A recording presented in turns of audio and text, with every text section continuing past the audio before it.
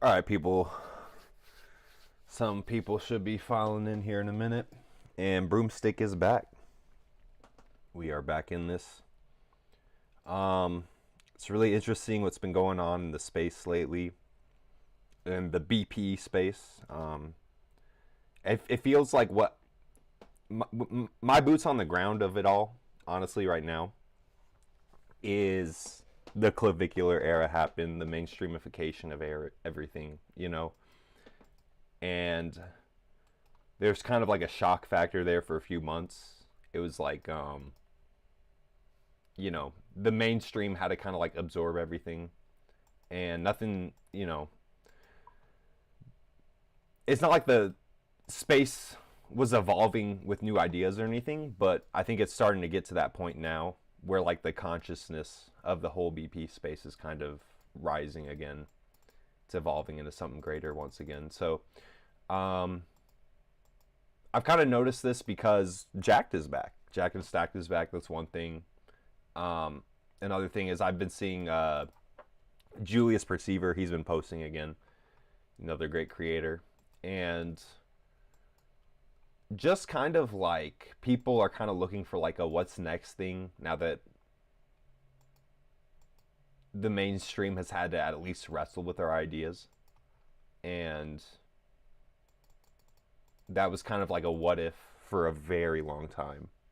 A very long time in these spaces. And now that it's kind of happened, we kind of have to examine our own experiences and kind of assess, what we want to be next and stuff. So it's good that these creators are making stuff again, and it's kind of like, all of their contributions are really truly raising the whole consciousness of the whole space. So shout out to them for real. And I don't really want to like dilly dally too much longer, so I think we'll just get into this.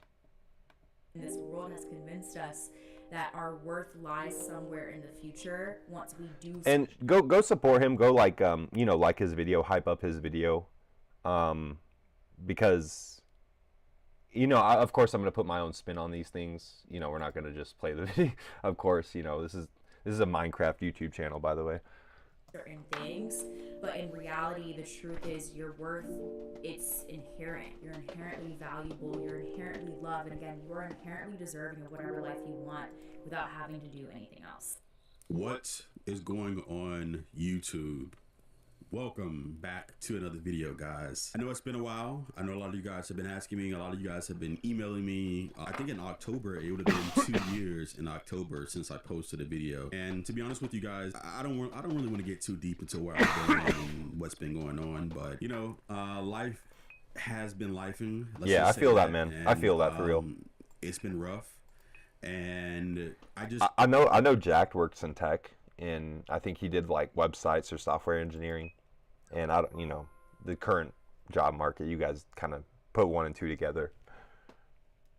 I'm not saying that's what happened. It's just these days, man, anyone can fall on hard times. Like no matter how educated you are, how like what I'm saying. So it's just really it's rough out there, man. I would even say like even a lot of the government jobs aren't super safe or whatever. I have a lot of peers who in grad school they were gunning for like those government jobs and stuff, and Trump, Doge, and all of them kind of came in and just nuked them. But it's not necessarily a bad thing because a lot of them were honestly libtards, etc. So just kind of you got to take the good with the bad, I guess.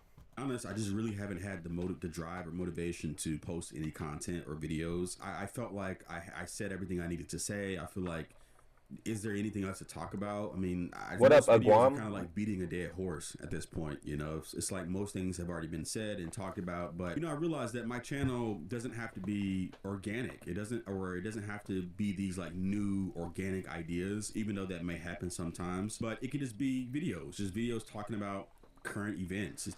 I guess before we get too far deep into this guy, I want to kind of give you guys like a synopsis on who Jacked is. This is just, he just only gets 1 minute about, people take breaks from these spaces. It makes a lot of sense why people take breaks from these spaces, right? This is his most viewed video. I'd definitely go check this one out. Why this one's so famous is this is like an interaction between Kai Cenat, some girls, and specifically, you know, like kind of like more ratchet women. And so it's Kai and Duke Dennis, right? And it's just, you know, the women and just their treatment, their openness. It's so much different between Kai than it is with Duke, and it's so obvious it has to do with, like, you know, it's like a height mog, masculinity mog, you know, face card mog, like looks mog, you know. And this is the most viewed video, you know, 377K, and definitely like check this one out, guys. And I actually have one of the top comments on this video, and you know, here's my comment right here. It's like, this is like watching Animal Planet. Once you study this stuff relatively as much as Jack, you got a legit zoologist feel for this.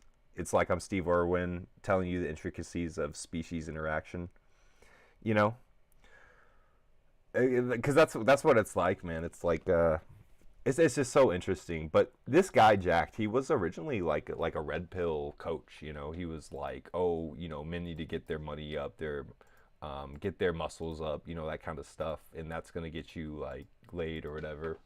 And it's really interesting, like how things changed. That he had this like full circle kind of like character development. I think what happens is these guys, they look smacks, they reach their genetic ceiling, and then maybe life doesn't, you know, change the way it envisioned it originally, right? You know, maybe they do reap some rewards from that, but they're not getting, you know, you could say whatever it is, right? The dates they wanted, the girls they wanted, the wife, the kids, you know, whatever. And that kind of creates a state like this. You got to kind of think on what happened to you. I don't remember what the name of this painting is, honestly, but this is a great painting, a very famous one. I don't want to dox myself, but I kind of want to share you guys my favorite painting, but I probably won't do that. It's plus it's a very, you guys would probably think it's boring. It's just about it's literally just a field burning, but it's by like a really famous artist. You definitely recognize the artist if I told you the artist. But yeah, like it's crazy, man. Like Jack is back, man, and now he's here, and it's crazy because he really this video was the coining of the term "keep your mouthpiece crisp," which is, you know, what like PUA hate people kind of like coin. They really use that term a lot, especially when, you know, like Tate and like all these like red pillars were like really going crazy in like 2022, 2023. Because this is 2023 was when Jack really went on the full BP side and really started pumping out content like this that was phenomenal, and really he kind of went whole circle and really kind of like repped this space, you know. So go check his stuff out, guys. Really would recommend it. I truly do think he's one of the best creators in this space because he's about 32 or 33 years old, and he has like a whole like lived perspective on this stuff. And another thing too is I think he's helpful for, like, you know, if you're like, for the black guys out there or whatever, like you guys have your own experiences on this stuff, so you guys can get your own experiences, kind of, because he can kind of like talk about that, like his own experiences like dating as a black man. So yeah, about life, just talking about the shit we go through and the things. Hey man, because, you know, JBW, I'll never get it, man. I just will never understand. I can't, you know, I'll never live in those shoes. I won't have the same realities that are happening in the world, and that's just it. It doesn't have to be deep. It doesn't have to be these like fresh new ideas or groundbreaking discoveries. I think I'm back. I don't know how often I'll be posting videos. I'll try to post videos probably weekly, every 2 weeks at the latest. We'll just see how it goes. Let's just see how it goes. Nevertheless, in today's video, I figured we could talk about a topic that a lot of guys have been asking me to talk about. Probably at least 20-30 emails of guys sending me clips and asking me to talk about the streamer named Clavicular. This video, I'm not going to get too deep. I don't want this to be a really, really long video, but I'm coming in hot. I'm going to be spitting straight from the Elder Scrolls. My mouthpiece is crisp, and I feel like it's crispy as it's probably going to get. And so if you're sitting at the back of the class, Jamarcus, Darnell, Doctavian, He on your head. and Marquita Johnson. Y'all put them phones down. Y'all, whoever's in the back, I see y'all back there in the back. Y'all put them phones down, man, and come up to the front of the class. Matter of fact, put them phones in the basket. Phones in the basket. Damn. Phones in the basket. And is that Mookie? Mookie from What is bro like a substitute teacher after getting laid off from a 6-figure software dev job? Like what's going on? What's going on, bro? Hey, real talk chat, how much would you guys need to be paid to be a substitute teacher? For me, probably like 32, 33 an hour to even like consider it. I don't know how much do you guys like, what's your, man, you gotta take a lot of shit, man, and you gotta step into hostile environments day by day. 6 block. I see you back in the back of the class. Come up here and give me that phone, boy. Put that phone in the basket.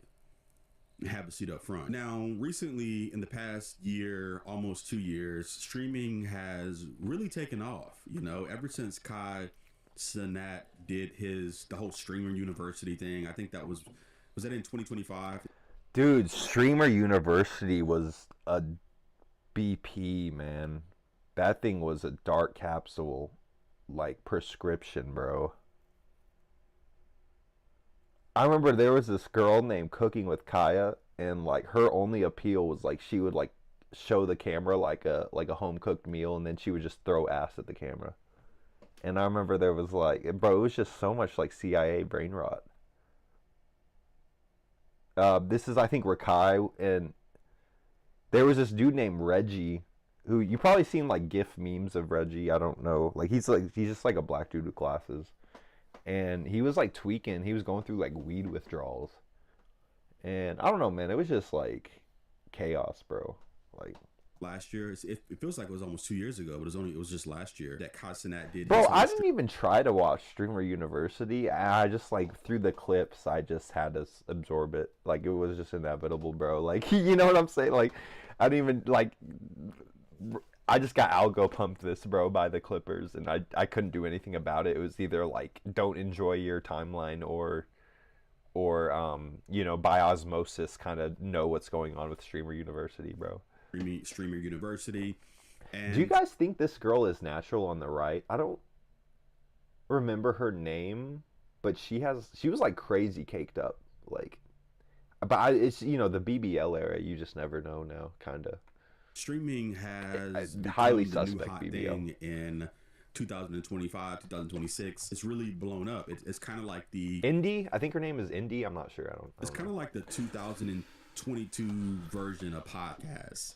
You guys remember back in 2022 how everybody was trying to start a podcast and it was the whole wave of podcast this, and you know, with streaming now you even have like, I remember it was nice. Like 2022, I lived in Austin. And that was like a good time because like when you were there during the podcast era, like people were just like weird and just like trying shit and like stupid. I don't know, like it was kind of fun. Like I remember going to like a lot of like parties around Austin, like boat parties and stuff too. And then I remember that's when like Joe Rogan was doing like a lot of shows, very cheap, like be like $40 to go see Joe Rogan perform, and you know, he'd bring on like Theo Vaughn or whatever, and yeah, it was like $40, and it, you know, he'd do like a 2-hour show, and Rogan himself would do like 45 minutes to an hour.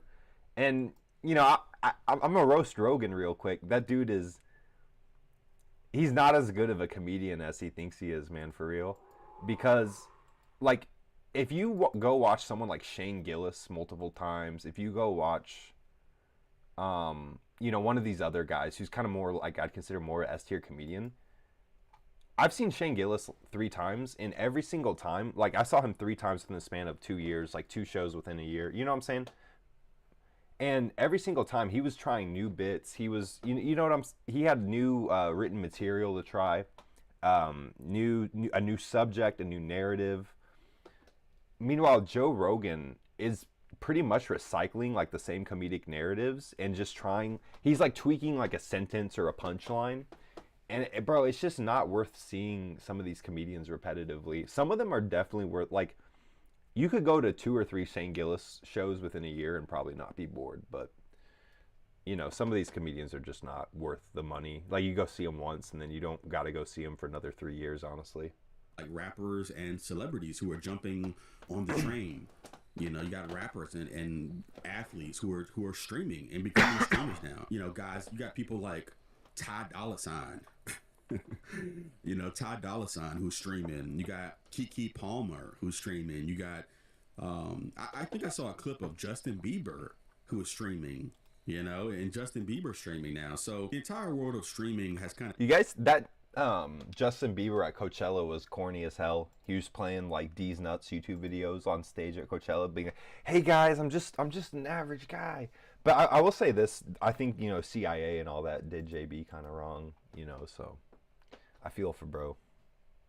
Changed the internet, and mostly, to be honest, I think for the worse. But I have another video. I'm going to make another video about streaming and the streaming culture. Going to talk about that more deeply. You know, you have like IRL streamers, which is just insane to me. Most boring content ever, and I just don't get how people can watch for 12 hours, watch somebody ride in a car, or watch somebody just like go to the gym, or like who's watching this crap? It has to be kids.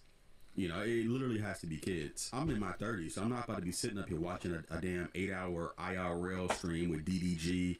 And no, this is facts, guys. It's like we're getting into the era where it's like you can't be like a time waste cell. You can't be a like revisiting the same ideas cell. You know what I'm saying? Like, bro, if you're a teenager, bro, and this is like hitting you for the first time, or you're within like your first year of being like dark capsuled or whatever, like, I don't blame you if you kind of have to like revisit the similar ideas of like in like videos or discussions with people or like whatever. But if it's your like, especially like your third year of this stuff, like, bruh, like just move on to the next subject. You know what I'm saying? Like if it's within the umbrella of BP 101 subject material, it just go like, oh, that's BP 101. You know, just move on. Like, we covered that in BP 101. Like, just go to the next topic. Like, and Wendy Ortega, whatever her name, Wendy, I think it's Ortega or Ortiz. I sound like an unk, damn. Wendy Ortiz, that's her name. And so I'm officially big bro. Is that this girl on the right looks disgusting, bro? Without, bro, like, she looks disgusting, bro. Process. I'm not quite unk. Yeah, I think unk is when you're 40. Bro, she needs like more makeup, bro. So I'm like big bro. I'm old enough to be your big brother. You know, most of you guys in your early 20s. Like, credit to her for wearing less makeup. But you know, you got all these streamers. You have like the whole Kai Cenat crew. I think they're called the Clever Boys, the Clover Boys. You got people like Rakai. Rakai. Oh my god. Bro, I love how he said it too. There's the Clover Boys. You got people like Rakai. You got people like Rakai. Khalil and Dez and Punga and Dez and all of these all of these different characters. You know, you have all these guys who are streaming. Hey, this is Reggie on the left. This is the guy. He was going through the weed withdrawals. So yeah, dude, is this Rakai on the right? Look at this haircut, bro. Jeez. Apparently, Rakai has really smelly breath, so I believe it, bro. You got the Capatronic, the Capaholics house, and all these. By the way, I'm just now getting up to speed with all this stuff. You got. I don't know any of that stuff. I know this is Reggie. I know this is Rakai. That's all I know. You got like streaming groups now. And thanks to you guys have been sending me clips and keeping me up to date about what's going on in the streaming world, because I'm not really into streams. You know, I just now started to like look at Twitch and look at stuff like that, which is interesting. But you know, you got a lot of these dudes, you know, these streamers like Ty Leo and Punga and Dez and Rakai. They're out here, you know, these dudes are sitting up here doing all types of moist like TikTok dances and shaking and all this type of like real moist stuff on TikTok. You know, dudes like Ty Leo, you know, he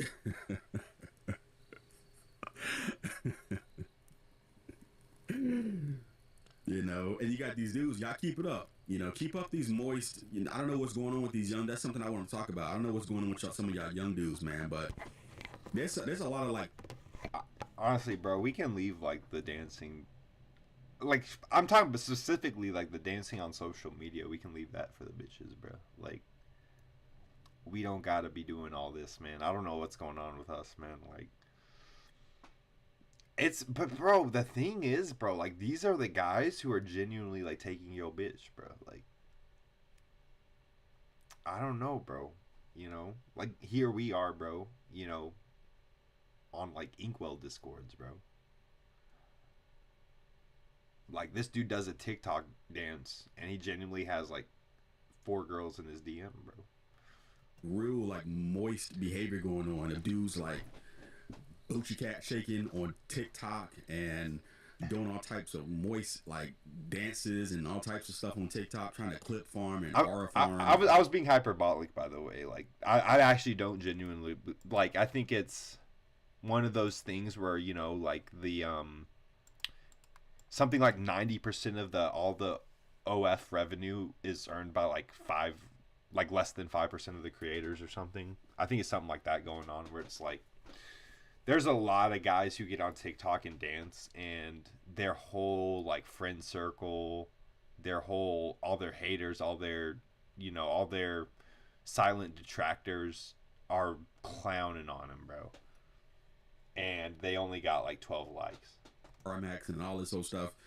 But keep playing. You know, the booty warrior is out. The booty warrior is out of prison. Bro, I don't need to be seeing that. He is looking for booty. The booty man is looking for booty. He's out Jack, of prison, bro, so what are you putting in your video, bro? if y'all young dudes want to keep doing all those moist dances, the booty man is watching. Bro, why did we have like a 20-second booty man segment, bro? What was that? Pause, bro. Desi, this dude funny.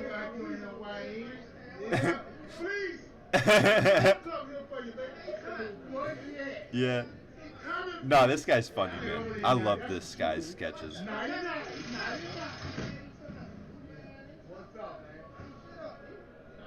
The thing. I already know who you are and what you in there for, nigga. Don't put me in the room with crazy ass nigga talking about booty and shit. I don't even play like that. Real talk to me, you know how to get down, bro. Eat this, nigga. Bro, bro, come on. Son, you tripping, bro. Hey, You look, doing that look. shit, bro. Twin, look, good, nigga. Bro, you tripping, twin. Come on, ride that quiet. I'll see you later, Bro, nigga. come on, bro. Do that Nigga, shit, what's up, bro. nigga? I'm trying, bro. My shit, bro. You Hey, hold up.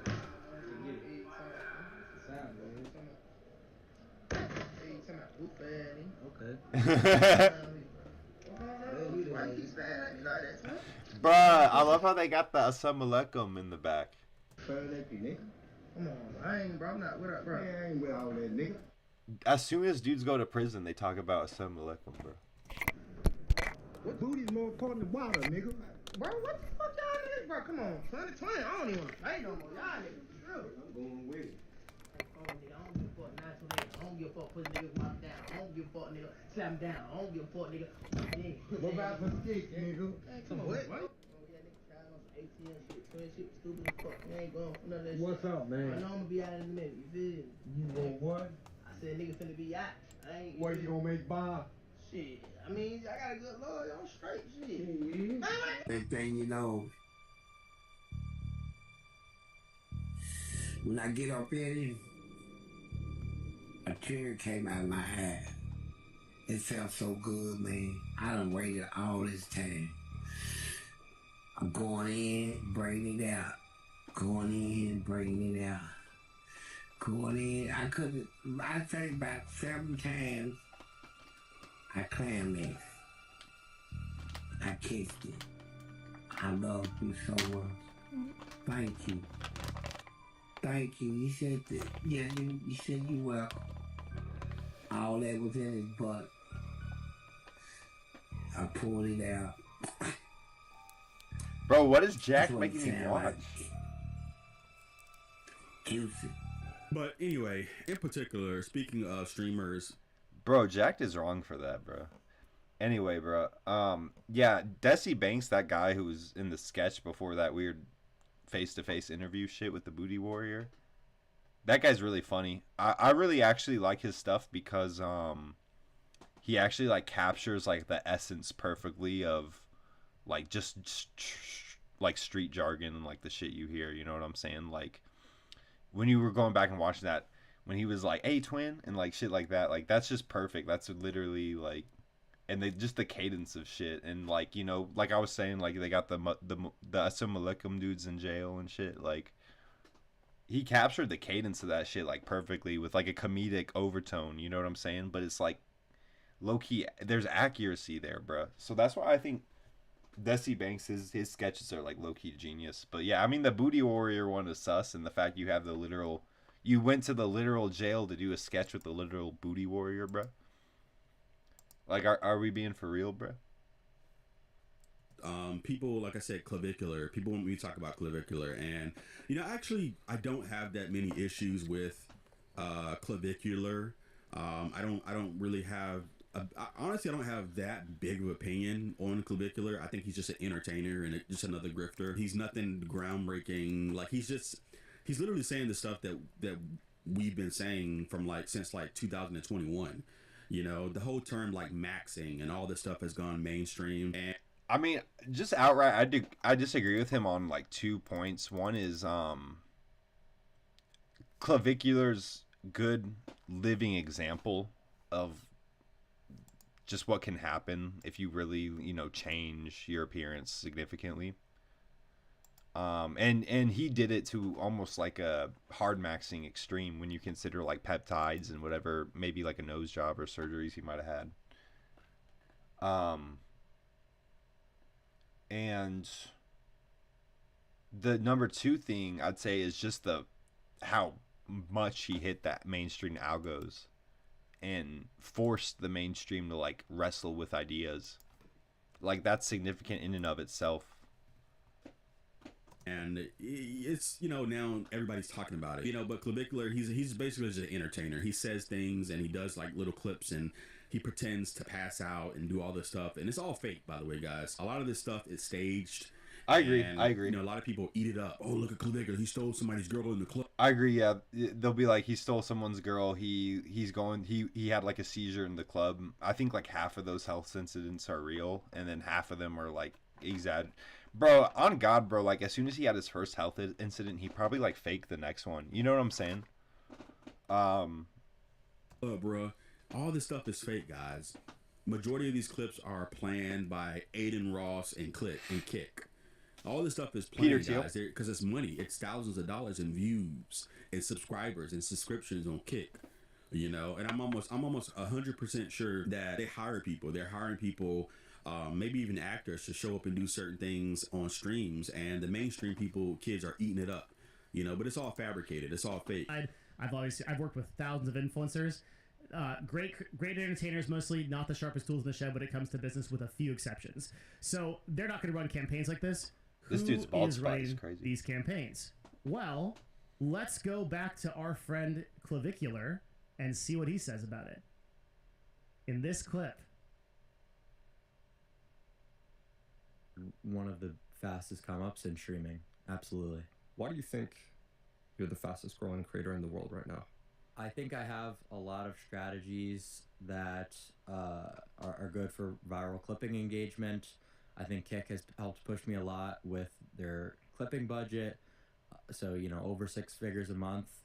So Kick, over 6 figures a month. And in that campaign have been going towards pushing me out there to new audiences, because on Kick, there's not really a lot of growth, right? There's not as many users as Twitch, so people aren't organically coming across your streams. So they kind of have to incentivize people to stream on that platform in other ways. And one of the ways I go about it is with the Kick clipping program, where there's like a, you know, $20 or $30 CPM, and that kind of incentivizes people. For the $20 and $30 CPM, he's referring to bounties, the system that we referred to before. The actual CPMs are much lower, but everything else he said is true. So that's right. The primary way that all this is being funded is that Kick is literally paying for it, the platform. So the streaming platform Kick is quite literally paying for all of this. They are paying to the tune of actually millions of dollars a month. But Clavicular seemed to kind of pop up out of nowhere, even though we've kind of seen him in certain spaces for quite a long time. So he's not really particularly new to a lot of us. But, you know, you have like platforms like Kick and Aiden Ross who realize that quite along nowhere. They are paying to the tune of platform. So the streaming platform. Look at this guy's bald spot, man. This guy's got to get this bald spot is fixed, quite man. literally paying for all of this. If you guys look like this, man, go get that. You know, go check out the Finn, the Dutasteride. Go talk to the doctor, bro. Forms like Kick and Aiden Ross, who realized that Clavicular could bring in a lot of views because he was saying things that the mainstream haven't really heard before, you know, and it provides like a shock value, and it's just like, you know, pretty boy who's young, who's 18, 19 years old, and most of the things that Clavicular say are trolling, by the way. I hate to say this, like the other thing too is like they it's a lot of like OF girls he brings on his stream. It's a lot of like bro, like a lot of these streamers, man, they're just like going into public and just like, you know, just talking. They're like borderline. I'm not saying like harassing these girls, but they're really just yapping their heads off and just trying to get the camera in front of like girls outside. You know what I'm saying? And it's one of those things where, you know, the girls will change their whole demeanor when the camera's in front of them. So it's not like you're not getting an authentic look at it, whatever. I feel like he takes a lot of like the kind of like autistic BP talking points and trolls with it and to make clips. But I don't think Clavicular believes half the shit he says, but it's all for clips. It's grifting. He's essentially just grifting. But, you know, I don't have many issues with Clavicular. I do have issues with that the message is being twisted and distorted and watered down. I understand why. You know, I understand why he's teaching these extreme forms of looks maxing when none of that stuff really matters for majority of his audience. You know, oh bone smashing, bro. Oh, use meth to lean max, which he probably was trolling about that. I don't know how true that is. You know, get a double jaw surgery. Like I saw a clip of Clavicular saying that he's gonna get a double jaw surgery, which Cap. I mean, he'd lose so much money in the recovery time of that. Like, and plus, I don't know, like how much do you really want to like after you've already made it into like the top 1% or whatever, like, you know what I'm saying?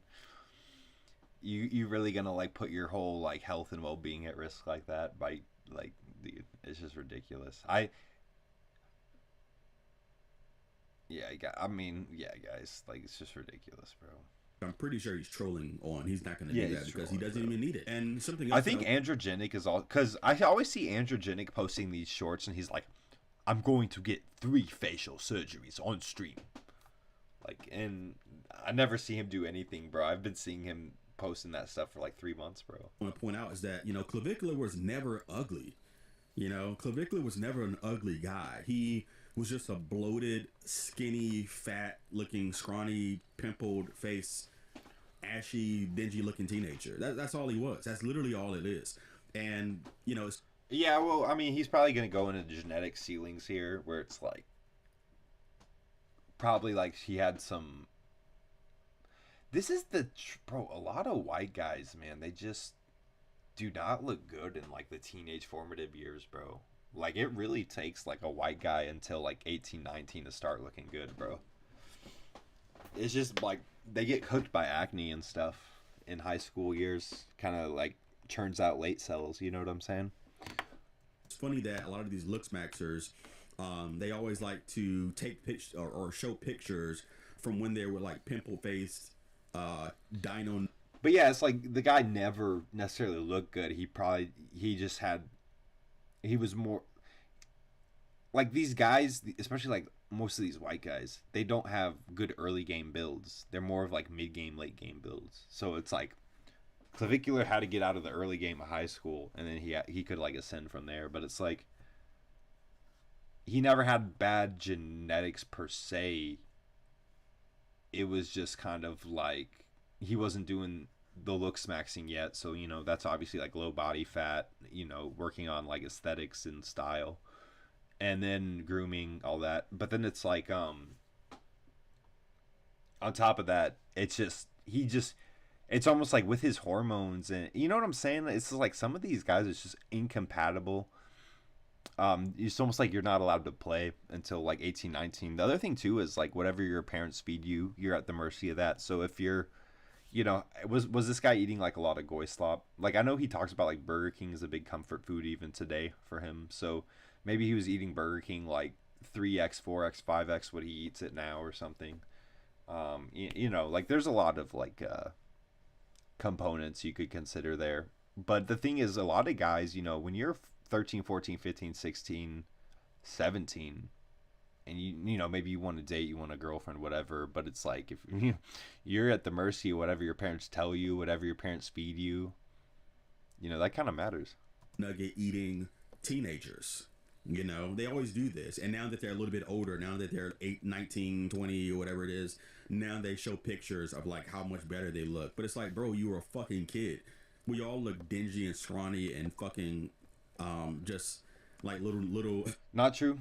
Not true. You know, there are guys who do well even at those eras of life. I don't even know the word for it. But we all look kind of just ashy as teenagers. But if you actually know how to... He's talking about the vast majority, bro. It's like, you know... rate faces. The thing is that most people don't actually know how to properly, like, rate faces. You know, when I look at pictures of Clavicular, I could always tell that he had the potential to be a pretty boy eventually. You can see that he has the baseline already there. You can see that he has it there. He just needs to polish, you know, get rid of the acne, you know, the hair and all that stuff, you know, the gym and leaning down a little bit. But he always had the... Unfortunately, man, I hate to say it, but... if I have a like 14, 15-year-old going through something like what Clavicular's going through on the left picture, you gotta go and like, you know, you can maybe try the soft maxing changes, right? Probably won't work, honestly. And at that point, it's like, just go Accutane, honestly, because it's like, it's not worth a potential another 2 to 3 years of being like a face. So my like hormonal acne, not that I ever had it that bad. I had it probably like a third as bad as Clavicular had it on this picture at the left.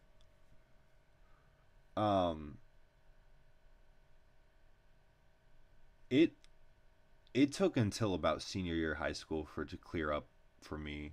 By like late junior year, I was kind of in the clear. No, that's not true. It was really senior year, man, honestly. It got better by junior year, but it was still there. But yeah, freshman and sophomore year were pretty bad, bro. And it was random too. Like I'd have windows where I wasn't as bad, and then I'd have windows where I'd flare up. He always had that potential where he's doesn't really have many like glaring flaws.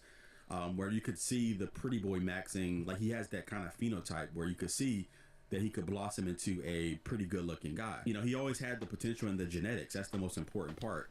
And anybody who knows how to rate faces will tell you that, but most people don't know how to rate like underlying bone structure.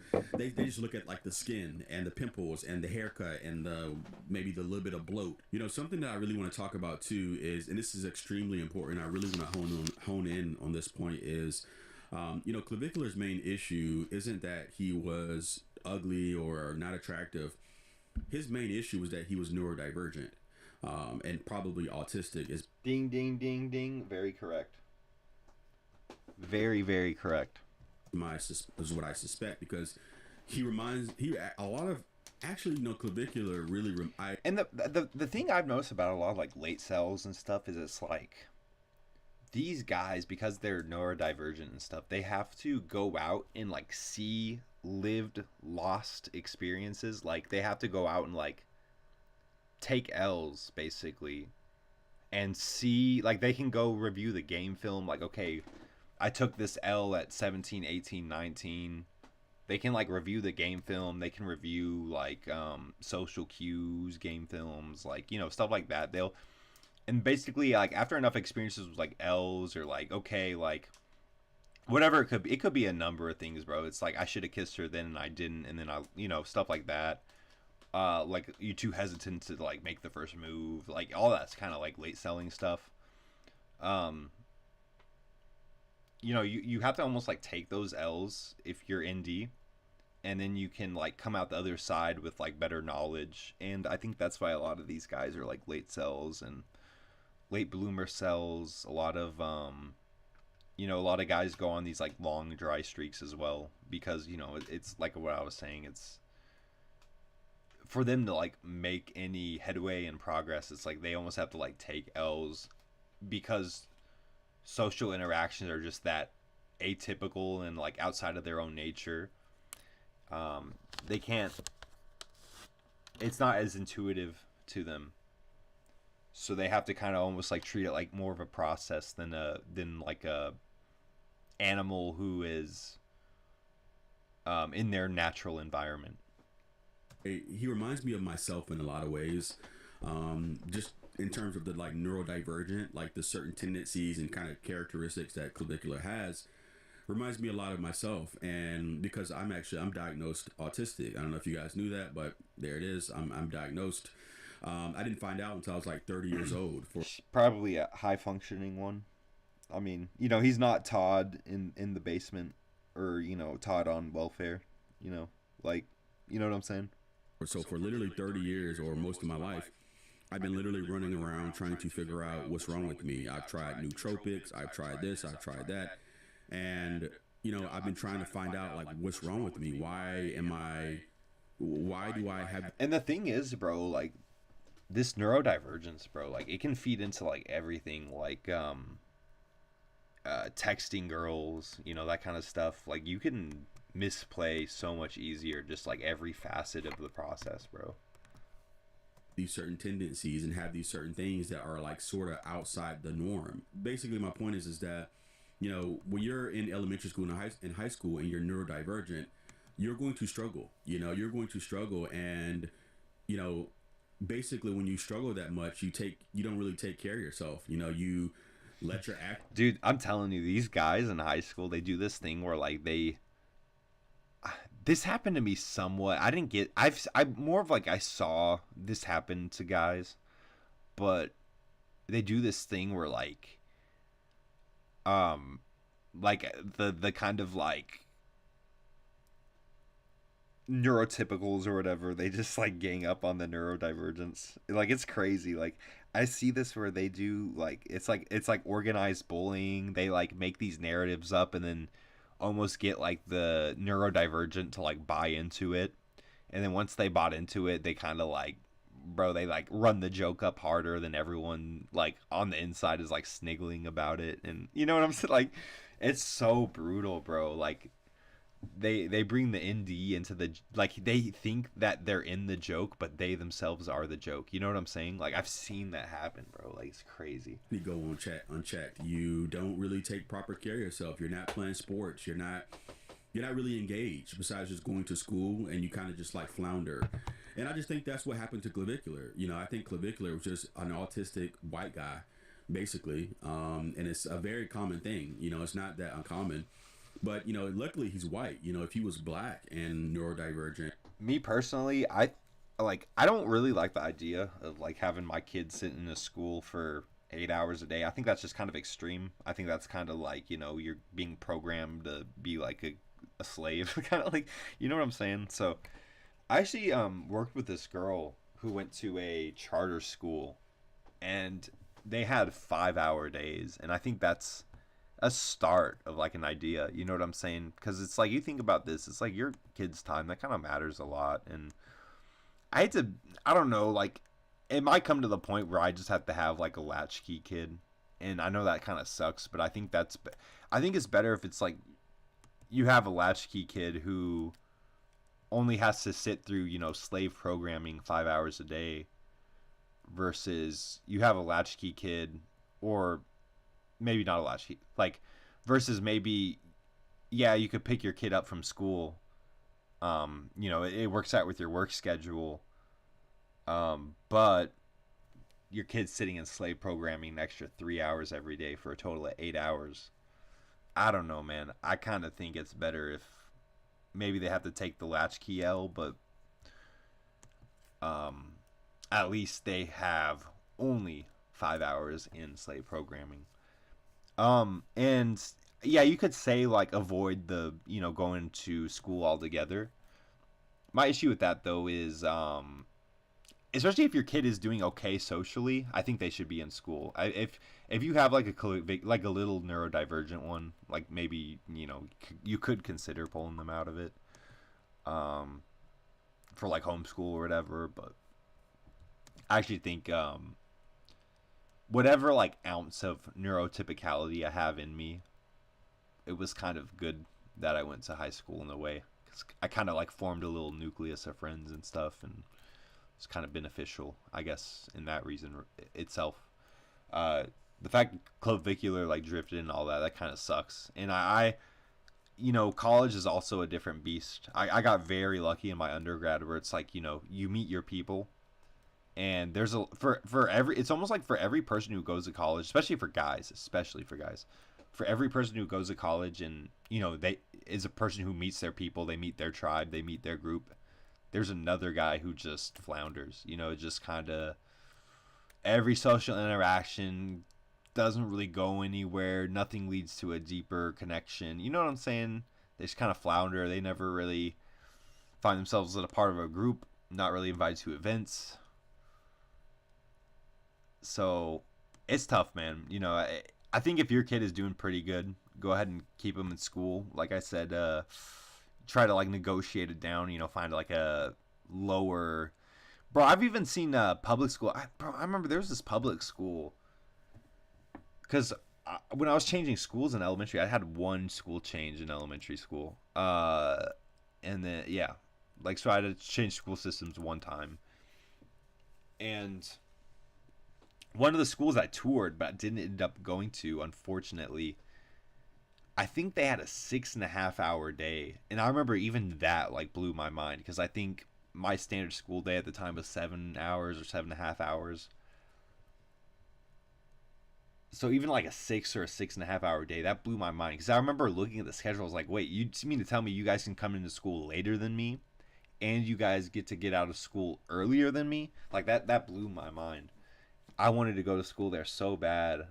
I don't know why my parents didn't let me go there. I don't know. I think it was out of, like, yeah, I think it didn't work. I don't know why they had me tour there. Like, but yeah, that's not like the school system we lived in. I don't know how they were going to get me to go over school over there in the first place, but whatever. You're going to struggle. You're going to have a hard time. You know, let me just put it that way. You're going to have a very, very hard time if you go to an all-black high school, all-black elementary school. By the way, if you don't know what a latchkey kid is, that basically means like a kid who kind of at an early age has to kind of like spend some time home alone after school. Because school oftentimes gets out before like the parents are done, you know, in the wage cage. And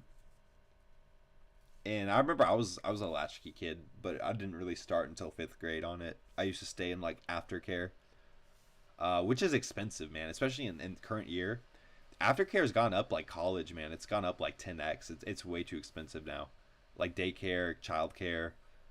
Like, obviously we're talking about like legit childcare, not the, you know, Minnesotan, Somalian kind. So middle school and you're neurodivergent or autistic, especially as a black boy, if you're a girl, you can kind of get away with it, like the quirky black girl, you know.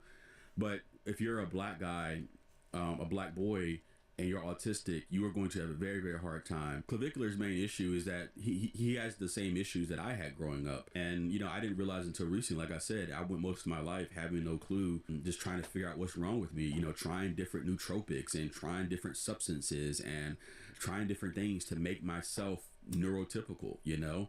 But, you know, that's probably why also Clavicular feels that he needs substances to kind of cope being neurotypical.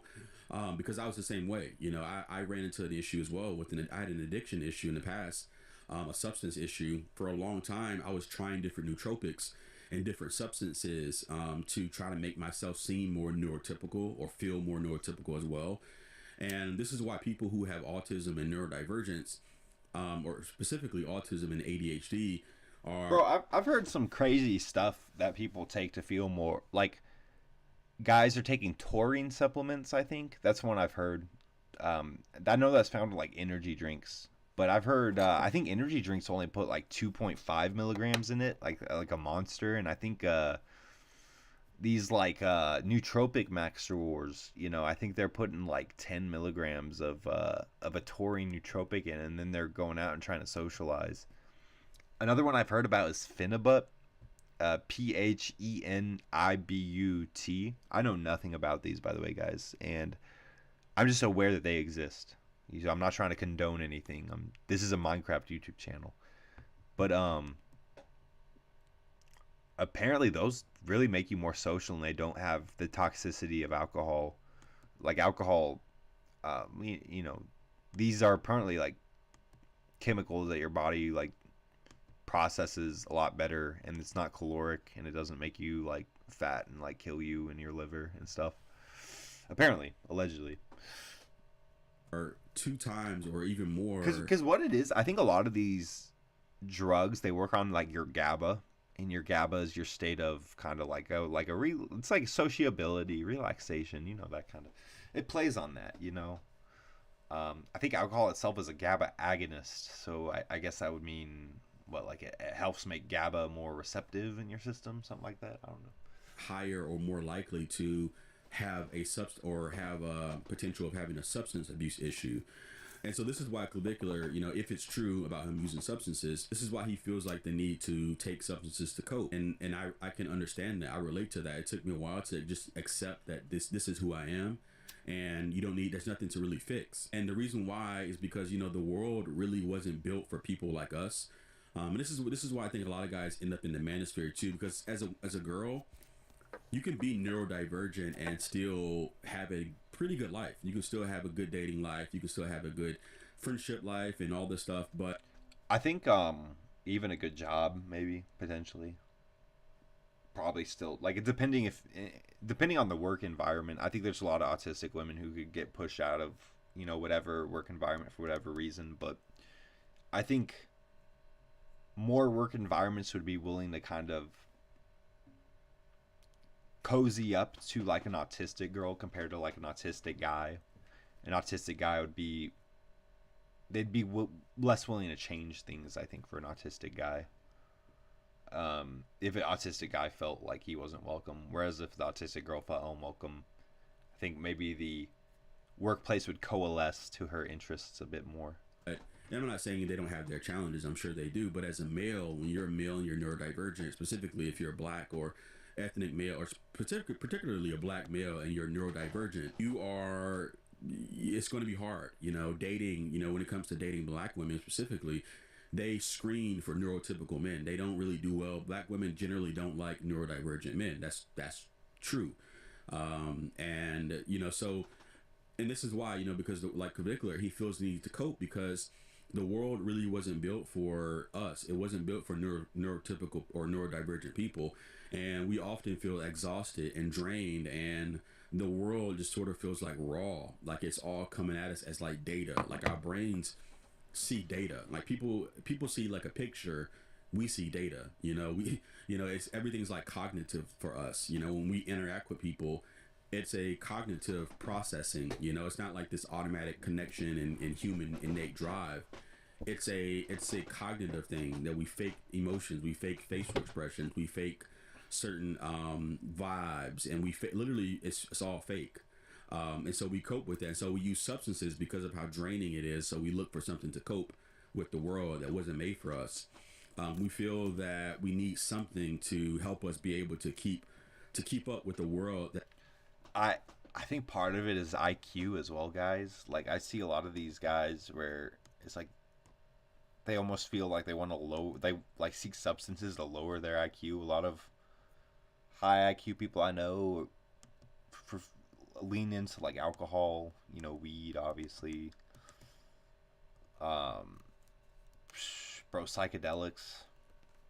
It just was not built for us. For us, there's always this sort of like unpredictable, kind of like an underlying feeling of discomfort with the real world and how society is. And a lot of these things, they take time to learn tools to be able to kind of cope with how you are, and it takes time to really understand yourself. But it took me a long time myself personally to understand the truth of all of it and make sense of it. And when I found out the truth, it all made, literally my whole entire life made sense. When I found out, when I was diagnosed with autism, my entire life made sense. Literally everything in my life, it all made sense. My history, just all the struggles I had, some of the things the tendencies and how I am, and the special interests, and like all these things. It literally made me feel more peace. Social interaction. Why, for example, why can't I really enjoy social interaction? Why do I feel that most social interaction is inherently draining? And I find that most social interaction, the reward is much less than the cost and the exhaustion that it brings. And neurotypicals, for example, typically find social interaction inherently rewarding, right? Not all, of course, but like for the most part, they want to engage socially and find it naturally rewarding. It's really weird because, like, I was way more extroverted earlier in life, and I'm a little bit more introverted today. I think what it is like only only select few people bring out that extroverted side in me now. Like, there's probably, I could count on my fingers like how many people I would probably show that side of myself to today. Whereas I was I guess a lot more open earlier. I don't know how to put it exactly, but it's basically like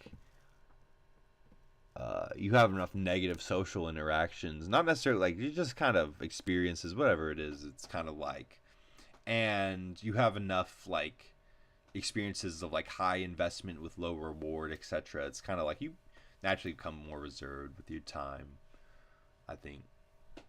And my thing with going out of the house today, as far as quote unquote socializing or like whatever you want to say, ideally it's like you're doing some kind of thing like with friends, that's like number one. Like, you're invited somewhere, whatever. And number two, it's like, okay, I would like to just be doing something that I wanted to do anyway.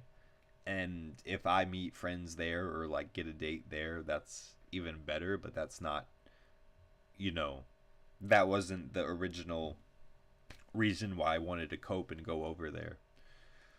So that's, yeah, I like to do that. I like to like sign up for, if I have like hobbies or interests, like take a class or whatever it is, because it's like, if I'd actually like, it's like, oh, I wouldn't mind like burning an hour over there and like grinding this out. This is like for Broomstick's been kind of like into tennis a little bit lately. And so I'm like, bro, I could go play me some, go work up a little sweat. Broomstick needs to kind of stop being a lazy anyway. So like, it helps me like I gotta like get off the. I've been just playing way too many like MMO maxing, and I gotta just kind of like get back out in the real world, and that kind of like routine of like having those classes or whatever it is kind of helps me do that. So, but that's the thing though, is I just don't want to jester, man. Like, I just don't want to, these guys go to like speed dating events, bro. I'm gonna make a whole video about that at some point, but why that's cooked. I think there's this guy named Dr. Todd Bottom. Or Todd Bottom on YouTube. He has a really good video about why the speed dating events are cooked. He goes into like the social psychology of it. And guys, like, I just, all these performative guys are going to Pilates or like, I don't know, it's just weird. Like, it's like they're purposely throwing themselves into like female space. I just don't know if that's a strategy. I think it's more of like tennis is a very kind of like gender neutral space. That's kind of like, if Broomstick randomly wanted to get into volleyball, Broomstick could maybe meet someone at volleyball. But it's like, bro, like, it's cope. First of all, it's like you just go there because you want to play volleyball or you want to play tennis. It's not like, you don't go in there expecting like you're gonna meet a bitch there. Is crazy cope. If anything, just be hopeful you like make a good friend on the team, or what I'm saying, like. Yeah, bro. But for many autistics, any rewards, like I said, are heavily outweighed by the cost. It's just so hard to justify leaving the house, man. You got like the risk reward calculation every single time, bro. And so that's the thing, man. It's like I gotta purposely like make myself enticed to the risk reward calculation of leaving the house. And usually what that involves for me is, bro, it costs so much money. Like, you know, these, whatever, like even these class, like, you know, sometimes they're included in the gym membership, sometimes not, you know.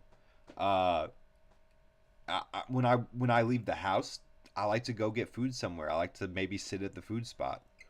You know, I've been seeing Julius Perceiver. He's filming videos of him just chilling at the food spot. I love to do that. I love to chill at the food spot, kind of let my mind wander. Maybe I brought like my TV show with me, my laptop, watch it on, you know, my iPad, whatever I wanted to do. So it's like anything to leave the house these days. It just costs so much money, man. Like, dude, I've been going to walks around my neighborhood, and that's like decent, but it's like, bro, like nothing's gonna happen. Like, you know, you just get your steps in, like, and then what else are you gonna do? You're gonna drive your car when gas around me is over $5 per gallon. You know what I'm like? You're gonna drive your car somewhere to go do something, bro, and expect not drain your bank account. Of the interaction, and this is why I think a lot of guys who are neurodivergent end up in the manosphere, because really the only type of social interaction that does feel inherently rewarding to neurodivergence is typically romantic relationships, because romantic relationships have a sort of like goal. They have a goal and like a purpose, and it makes sense to the neurodivergent brain. I think the other thing is it hits your brain receptors entirely differently.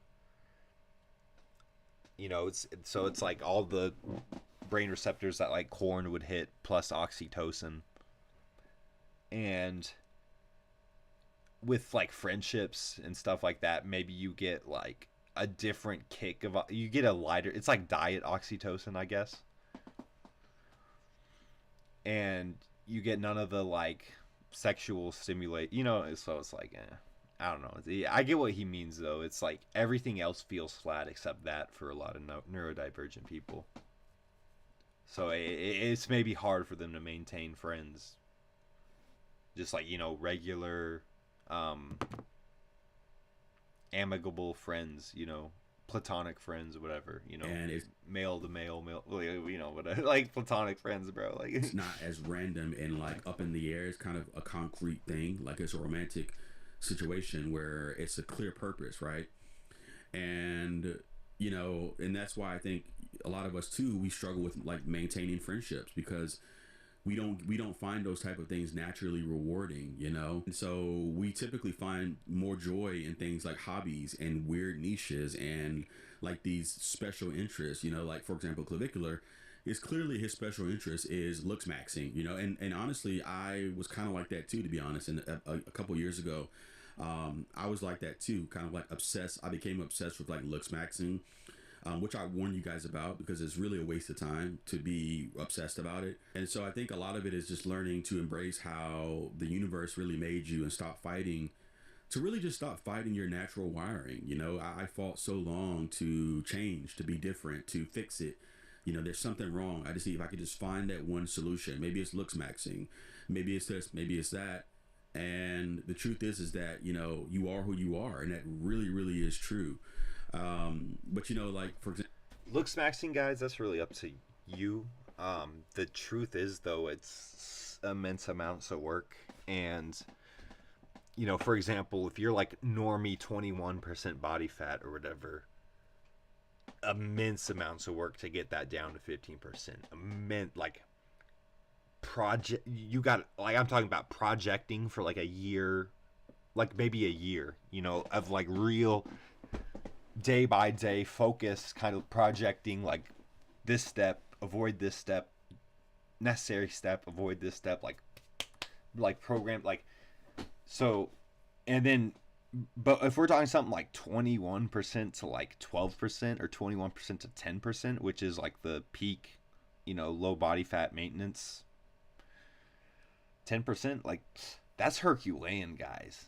Losing, because every single time you get lower and lower, it gets so much harder to drop another percentage. Going from 15 to 14 is nowhere near as hard as it is to go from like 13 to 14 or 13 to 12, 12 to 11. Example, with us, with autistics, And just be aware, guys. So much like, so it's up to you. You know, do you consider that a humiliation ritual? Do you want to just live your life? Do you want to throw yourself into the Herculean abyss of looks maxing, where it's like, I say it's an abyss because there's no, you know, it's not a clear quest. It's a very opaque system that won't necessarily reward you. Like Vickler, myself, and people like us, we don't really enjoy the fact that humans can be like so random and there's so much variance and yes, great point. Unpredictability, and that's also what makes humans interesting. But for autistic people, it's overstimulating, the fact that there's so many different variants, so many different personalities. When you talk to somebody new, you got to like adjust to the person. The thing about, if you want to get laid as an autistic person, you have to meet their looks threshold, plus you have to get pretty lucky with someone who's willing to overlook like 80% or so of your like autistic tendencies, and then whatever 20 other percent would like weird them out. Your looks threshold can kind of just like, you know, lubricate that, coalesce that into like a, you know, a situation they can kind of overlook. Whereas most girls, man, they're just gonna get icks from all that stuff, you know, your autistic tendencies, you not meeting the looks threshold, they're gonna get icks, bro. So you gotta kind of get like doubly lucky with like a girl who, first of all, just like likes you based on looks, and then second of all, her own personality, maybe she's autistic herself, but like whatever her own personality is, finds whatever you're like, it's like fitting a lock into a key. It's like whatever your own autistic uniqueness is, it doesn't ick her out. And that just varies like girl to girl, but the vast majority, whatever it is, like, you know, Jack was talking about like hyper fixating on a video game, having like a niche interest, you know, whatever it is, you're going out camping for like a week at a time, just like off the grid, you know, like whatever it is. Some girls, they see the man on the game, they're not gonna panic. Some girls, they're gonna flip their shit, you know. It really just varies, guys. But the majority of them do, yeah, they just flip their shit and they're just awful. You're talking to, and it's just all exhausting, you know. And so for a lot of us, that's kind of what it is. I just really wanted to talk about that because I think it's hard for a lot of guys, neurodivergent men, to accept that they'll never be the neurotypical good-looking frat bro. They'll never be the King Bonds. They'll never be the I don't know who else, but a neurotypical kind of type of person. And you know, dating and relationships are a highly neurotypical activity. And this is why a lot of guys struggle who are autistic and neurodivergent, is because it's very neurotypical. It's a neurotypical game. And so when you're neurodivergent, you're automatically playing at a disadvantage. And, you know, when it comes to women, especially, a lot of women screen for that type of stuff. You know, instead of like understanding, oh, he might be neurodivergent, they just think, oh, he's weird, or he's this, or yeah, it's one of those things where it's like, women love inclusivity until it comes to like their dating choices. And then it's like, okay, I need this height, I need this neurotypicality, I need him to have this job. He's not normal, or he has this certain ick or this red flag, and he needs to be this race, this ethnicity, you know. You know, women who are neurodivergent understand it, right? This is why typically, for me, I've noticed that I do best with women who are also neurodivergent, especially black women who are neurodivergent. And this is why, you know, it might not be a bad idea to, if you just have a nerd or niche interest and you can benefit, like if, you know, if there's like a game store near you, like hopefully this doesn't sound too cucked or too coke, but it's like you actually genuinely think you would have fun like leaving the house and going to do that stuff, might be worth doing it because, like, even though it sounds like cope, it's like maybe you do meet one of these autistic girls over there, bro. You know what I'm saying? Like, just, you know, if you have some nerd or niche interest, bro, like, I would encourage you to at least, like, leave the house to explore it further, for the sake of, like, enriching yourself, at least. You know, I'm not saying that, like, your social life will necessarily get better. Like we said, people are unpredictable, especially around me. Like, around me, you know, I don't live in, like, Austin anymore or nothing like that. And just, bro, people, you know, in the Midwest are just ugly sometimes, you know. They're just location sell, just all the obesity, the corn syrup diet, it just shows.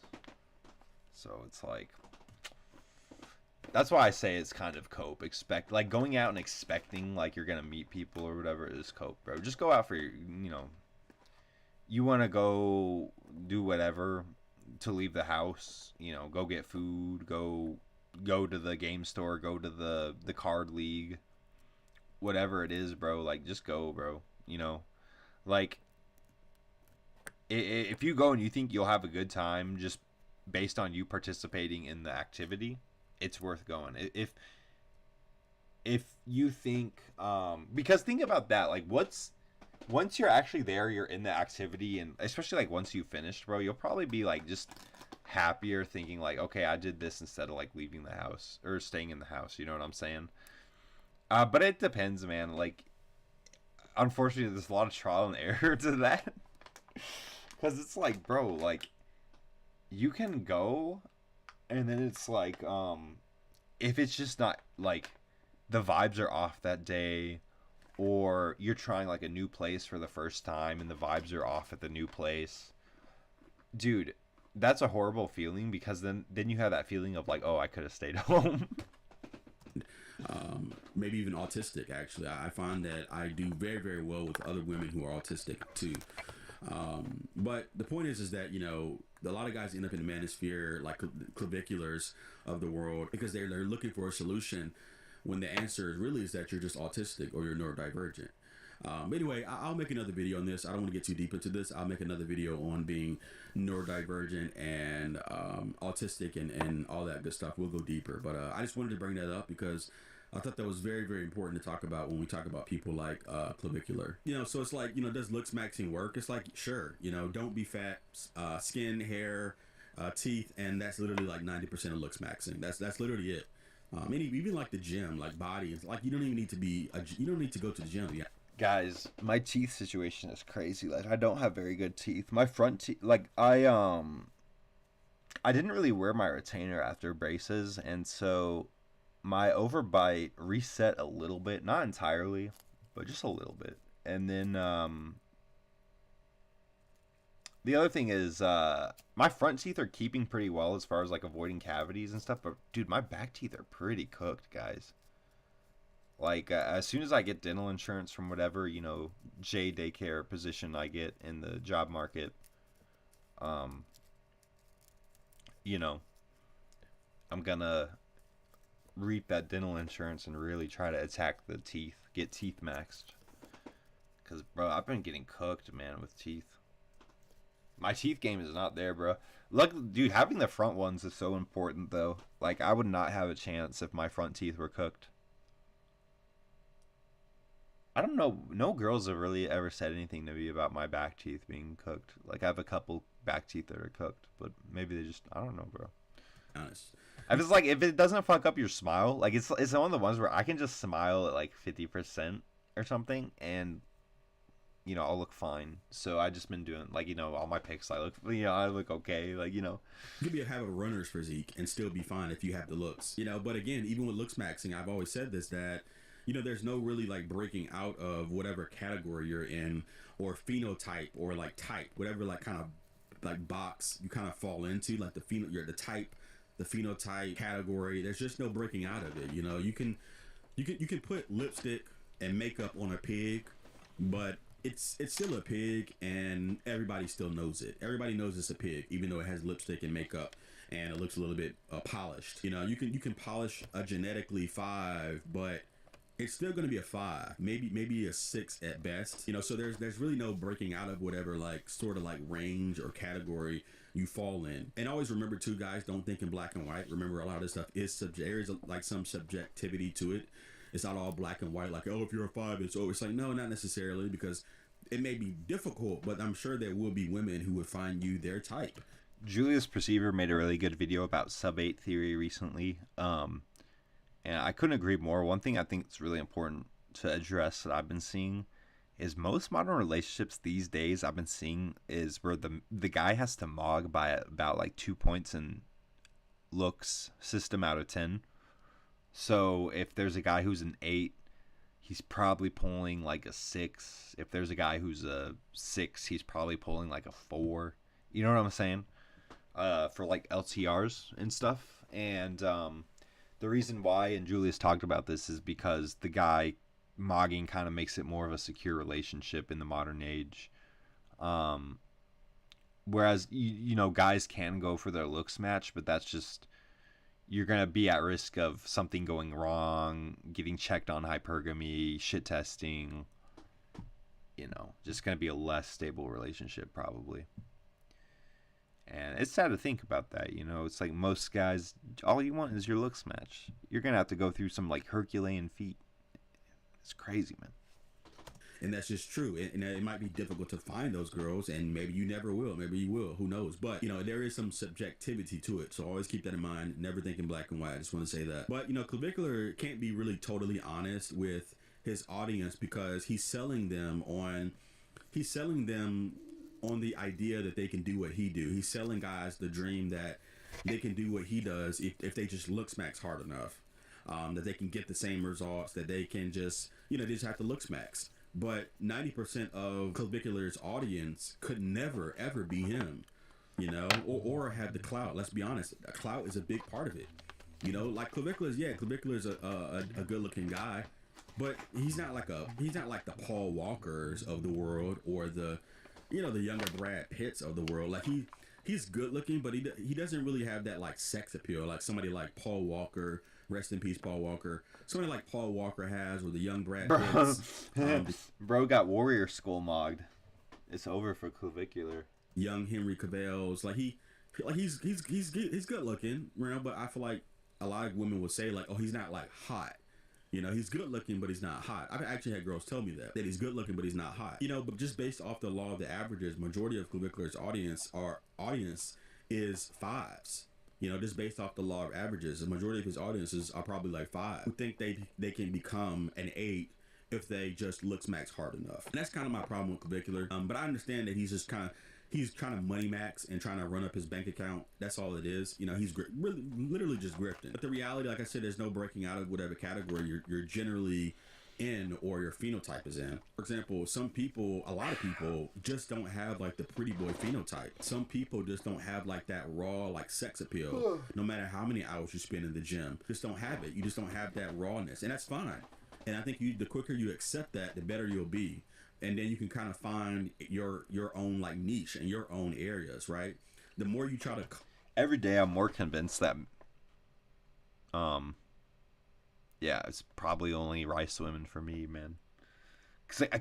Dude, that's the problem, bro. Is like the only feedback I'm getting really is like the rice women are the one who seem enthusiastic about the idea of, you know, getting it on, bro. And like most other girls I talk to are super shit testy.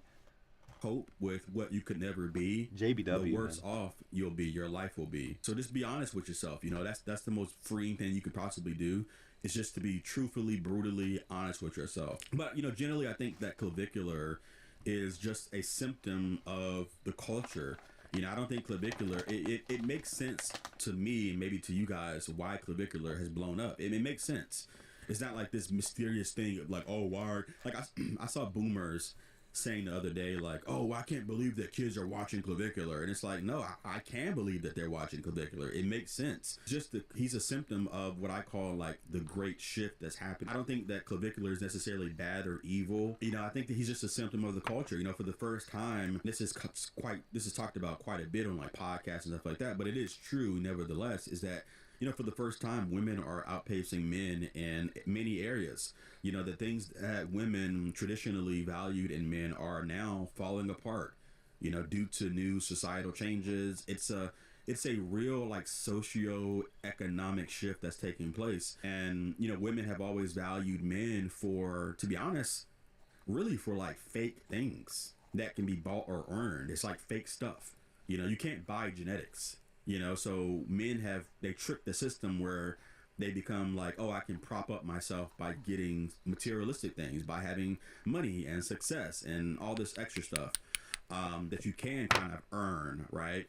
And that's why it's so damning, is because you can't earn to have that it factor. Like, there's no amount of gym, there's no amount of like. That's why that Kai Cenat, and it's the most viewed video on his channel. That's why that video is so important. The one I was showing you guys in the beginning. It's so important because it really shows, the difference between how girls talk to Kai Cenat, even though he is one of the most famous streamers in the world, even way more famous than Duke Dennis. But the way they talk to Duke Dennis, man, completely different. They love Duke Dennis, man. Like diet, or there's nothing. There's no amount of whatever you can do to have that kind of like it factor, or have that raw sex appeal, or being a hot, sexy guy, or whatever it is that modern women are looking at, whatever it is. Certain things were guaranteed if you had a job, a car, the ability to provide, and that's still kind of partly true today, but we're seeing like that old system phase out, and nobody's feeling that old system phase out worse than Gen Z, and somebody probably even Gen Alpha now, but like mostly Gen Z. And I would say like I would say millennials too, like particularly like younger millennials who are like under 40. The millennials who are in their 30s are also feeling this as well. But so the point is that, we're just at a point where, women genuinely just do not need men anymore and can afford to be extremely picky. And I've said this years ago that we're seeing that the data that men are actually the ones who are we're seeing. My parents at age 29, me at age 29. That the data, wow, that's cringe. That men are actually the ones who are craving and wanting relationships more so than the women. A lot of women are actually very happily single, and I think there's research that shows that like women are generally happier single. So it's literally in the data. And I've been saying this, that it's like, I mean, happier single. I don't know about that. I don't know, bro. I don't know about that one, because like the thing is like, okay, it's like the problem with like saying like in the research like, oh yeah, the women are happier single. The thing is like, okay, what if you took the women in that study and then you looked at, maybe you got to have a big N value, right? That means a big survey size. So whatever your N value is, let's say your N value is like 10,000. Decent size survey, decent, not bad. Decent academic number. If you get 10,000 legit people with like very well researched data, like semi like interviews, they came into the office, that kind of like academic data, you get 10,000 of those, man. And what if you find, it's like, okay, well, out of the 5,000 women we got, 50% of them were on SSRIs, that's probably high compared to the general population. Things can happen in surveys though, but for the sake of simplicity, let's say it was 50%. Honestly, in my honest opinion, what you would have to do to get an accurate survey reading, you would have to go to those 50% of the women in that, and be like, hey, you guys have to like go off your meds and we have to like actually measure you. You know what I'm saying? So I don't know how that, once they test that again, it's like, okay, which group is actually the happier one single? I don't know if it's going to come back where that is going to be like, oh, the women are like happier single or whatever. It just doesn't make sense to me. Like, it's just not what I'm seeing, especially what like women are doing, the more crying on social media. They post on social media when they're upset. Like they're more visibly upset. Like, aren't you guys seeing this? I think like men kind of like they're taking it on the chin. Like they're not happy with it, but like they're like taking it on the. They're not, they're kind of like dealing with it on their own, and just kind of trying to like move on with society, whatever's left with society. That's what I'm seeing, at least. I think the women are more outbursty nowadays, and they're yelling at like the men to like be better men. Like you know what I'm saying? Oh, it's so wild. They're just trying to do the sign language, shaming tactics, shaming insults, guilt, neglect. That men are wanting the relationships more so than the women, and so it's really this. I think what if that was Jack saying the men want kids more than the women, 100% he's correct. But him framing it as like, oh, the men want, you know what I'm saying? Like I think he's kind of wrong. The economic shift is the reason why the looks maxing grift is exploding right now. The reason why clavicular is exploding. I believe that young men specifically, subconsciously or consciously feel this shift, and they realize that just getting a middle class job isn't enough to be guaranteed or to secure a wife, a partner anymore. So they're panicking. The average guy looks at the mathematically broken dating market and feels a deep, terrifying kind of sense of like powerlessness. And so ultimately the culture is kind of rotting, and it's not because like women are evil or it's women's fault. It's just the nature. It's human nature. We're seeing become more apparent. As we reach a higher in terms of success and our needs, and humans, we're not so stuck on like a survival level, and we're like transcending that. Now we're starting to see like the true like human nature start to kind of show itself. And that's just my theory. But women achieve things like higher education, higher incomes, more social mobility. They inherently already. And I wonder if part of what's going on is like back before we were kind of deep in like techno-feudalism, deep in the technocracy, deep in modernity, kind of back in the before times. And I know Mercer talked about this, men were paid more, men were needed way more in labor markets before AI, etc. It's like that factor of like men just, I guess, having some kind of like resource contribution or something, and them kind of like having that ability to play that role. There was more situations where men could get like asymmetric upsides. You get like a hot wife, you get like a wife who really wants to have like multiple kids. Not saying like every guy gets that, but there were more situations where your typical guy could kind of get lucky, RNG his way into a situation like that. And I think with today, I was saying techno-feudalism, modernity, all that kind of thing. I think all those situations that ordinarily would exist, the small town syndrome of like, I only knew this girl because she was like the only other girl who, we liked each other in our small town. Like, that stuff is kind of going away with the modern era. It's all getting flattened out. It's all moving to the extremes of you're either a loser or a winner. You either have agency or you don't.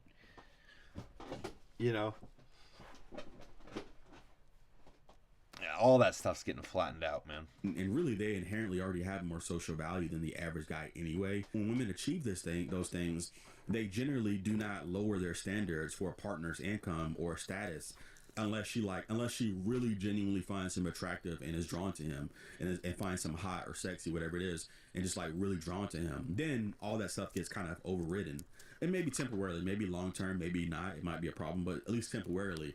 We've all seen the high-powered lawyer who's dating, Tyrone, the dope slinger. We've all seen this.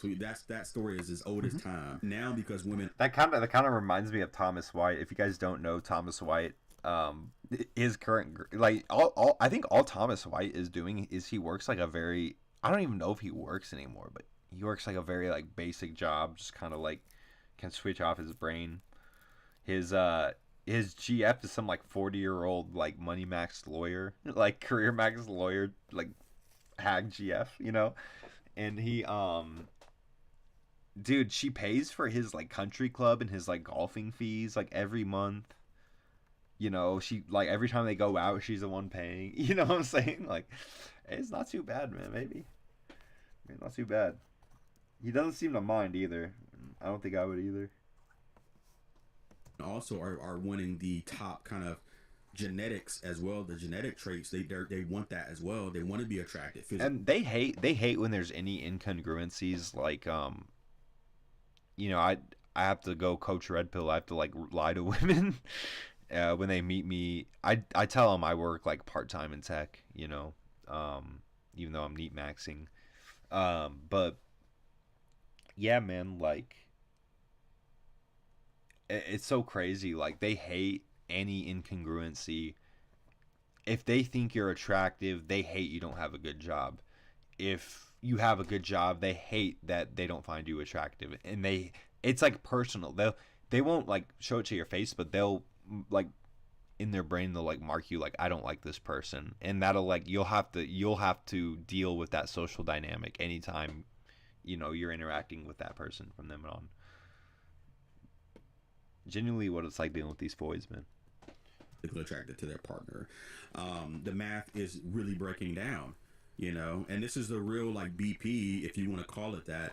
And this is probably the most uncomfortable truth is that, you know, women just generally do not like the vast majority of men. And again, it's not even like a malicious or like hatred way. It's that majority of women are like indifferent. That's probably a good word for it.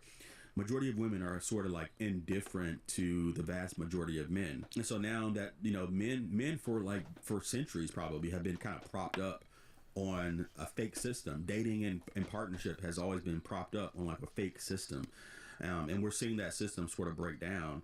And we're reaching a point where like it's not even so much about, honestly, it's not even so much about looks anymore. I know a lot of you young guys are like looks, but like it's deeper. The rabbit hole goes deeper. It's so much deeper. Like there's this meta now emerging called the problem solver male, and it's like this guy who just has all the quips. You know, he has like the stand-up comedian level charisma. Like he's like a 10 out of 10 charisma on Fallout IRL stats. Like he knows when the GF is like on her period, and he like solves it right away with like certain meds, and like the he's liberally sensitively aware. Like, dude, I'm telling you guys, like some of these guys are the ones who you guys are getting chosen over for. Like it's these we would, and it's bro, it's so crazy, man, out here, man. It's so deep, man.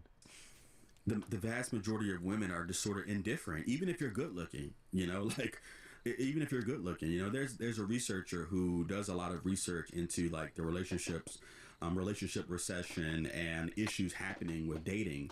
I forgot his name, but I'll link the full article below. But something that kind of particularly stood out to me is that the article, and I'll read it, the article says that, you know, perhaps the most important factor is that as living alone has become easier, women's standards have grown more exacting. For many, a mediocre partner no longer seems a better bet than remaining single. Literally what I just talked about.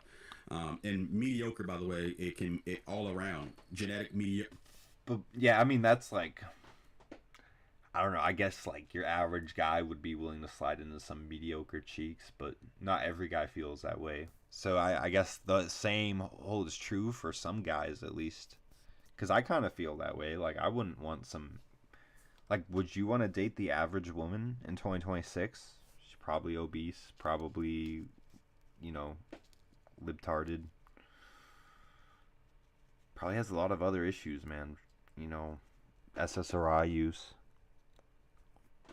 genetic mediocrity, you know, just being an average guy. That's literally what mediocre means. Women are more likely than men to say that they want their mate to be well educated and financially solid. More men are failing to clear this moving bar as they fall behind women educationally, and the less bookish ones flounder in the job market. Men with no college degrees and lower earnings struggle to attract a partner, doubly so if they do not share domestic chores. Or if after frequent rejection they start to dislike women, a common vice in the online man. Some of these problems may be self-correcting. One obvious idea is for men to grow up. There we go. There it is. I knew it. There it is. It's always men. You see how a lot of these researchers and all these people, they always point the finger at men. Oh, men just. But bro, it's because dude, these research institutions are becoming so gynocentric. Like, yeah, man. To grow up and be better partners. But let's continue. Let's continue. This is gonna get interesting. The thing is, though, it's like this isn't gonna stop the trend of guys kind of dropping out of the marriage markets and stuff. Labor markets, marriage markets, like the finger wagging, like be better men, like that rhetoric is, bro, it's just not gonna work, man. It's not gonna work, bro. You're gonna have to import some Latinas, some fine rice women. You're gonna have to fix the gender ratios. You're gonna have to do some heavy lifting if you're like a government trying to take this problem seriously.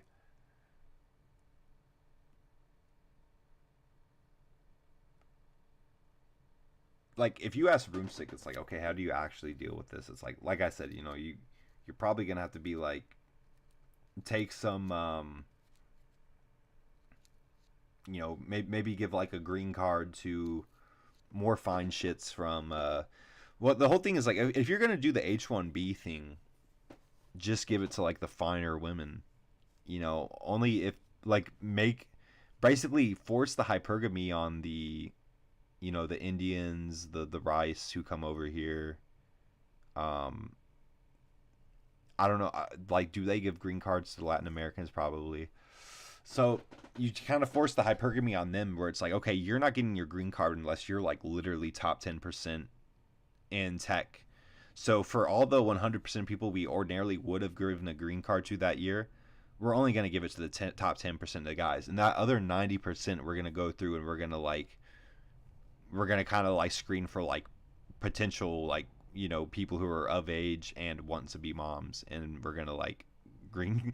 And that gets tough, when you have that conversation, because there is like birthright citizenship here still, and then it's like the nativism. It's like, okay, then what does that mean but I like that would at least be a start for kind of correcting this issue we have, where it's like there's just too many guys who just don't have partners or whatever. And not only that, but like just everyone like is no one's having babies, no one's having sex, so that would be a start. Another thing to do would be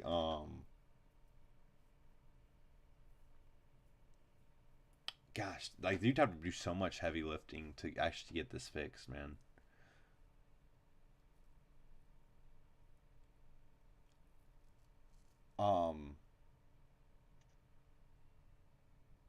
Yeah, bro, that would be a start. There's like more you can do. There was another idea I had, but it slipped my mind, but it was a pretty good idea. Obvious ideas that men to grow up, do a little more housework, behave more responsibly, and so turn themselves into more desirable partners.